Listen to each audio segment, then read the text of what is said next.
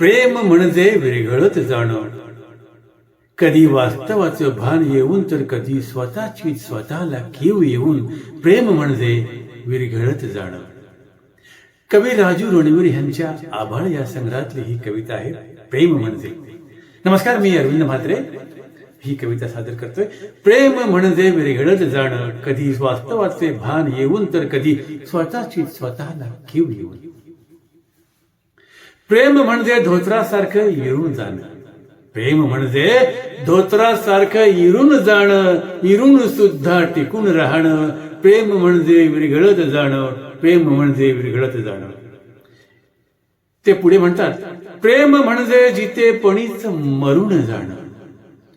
प्रेम म्हणजे जितेपणीच मरून जाणं आणि मरून सुद्धा जिवंत राहणं.